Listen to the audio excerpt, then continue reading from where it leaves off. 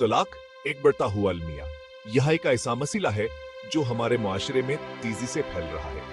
आजकल हर तरफ तलाक ही तलाक नजर आती है। यह एक ऐसा लफ्ज बन गया है जो हर दूसरे घर में सुनने को मिलता है। हर तरफ नाकाम शादियां और अदास दिल है। यह दिल टूटे हुए ख्वाबों और उम्मीदों की कहानी सुनाते हैं। ऐसा लगता है जैसे शादी का खूबसूरत रिश्ता कमजोर होता जा रहा है। वह रिश्ता जो कभी मोहब्बत और एतमाद पर मबनी था, अब टूटने के करीब आए। हम रोज ऐसी मिसालें देखते और सुनते हैं जहां मियां बीवी के दरमियान समझो झावर हमदर्दी की कमी होती है। एक दूसरे को समझने और बर्दाश्त करने का जज्बा कम हो जा रहा है।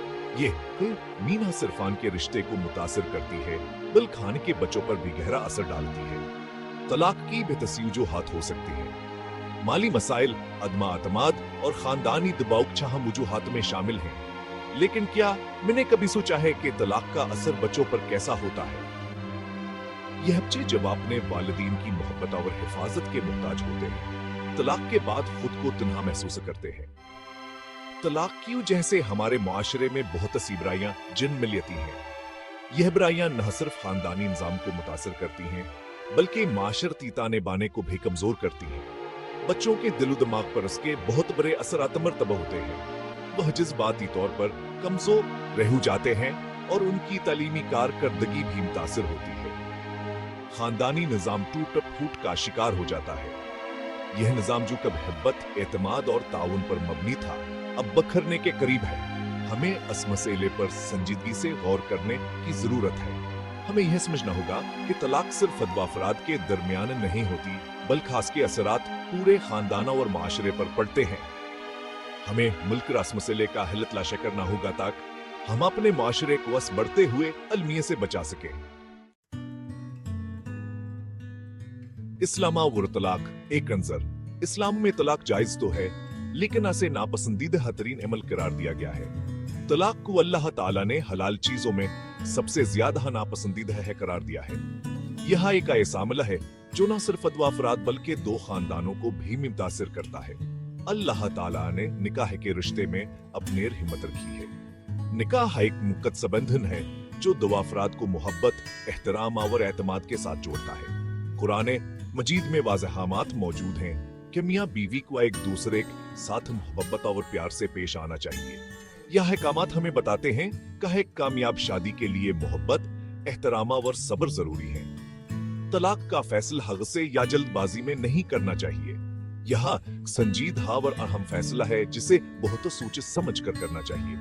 गुस्से में किए गए फैसले अक्सर पछतावे का बास बनते हैं।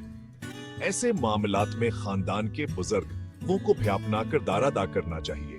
बुजुर्गों के रहनुमाई और मशवरे से बहुत से मसाइल हल हो सकते हैं। उनकी तजुर्बाकार राय अक्सर नौजवान जोड़ों के लिए बहुत मददगार साबित होती है। हमारे प्यारे नबी हजरत मोहम्मद सल्लल्लाहु अलैहि वसल्लम ने भी हमें सब्र और बर्दाश्त की तालीम दी है।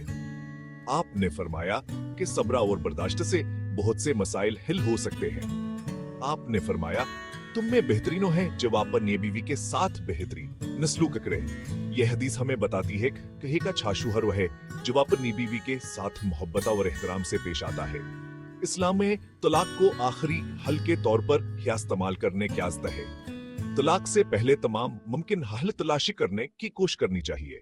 मुशावरत और बातचीत के जरिए बहुत से मसाइल हल हो सकते हैं। तलाक को हमेशा आखिरी रास्ते समझना चाहिए जब तमाम दूसरे रास्ते नाकाम हो जाएं।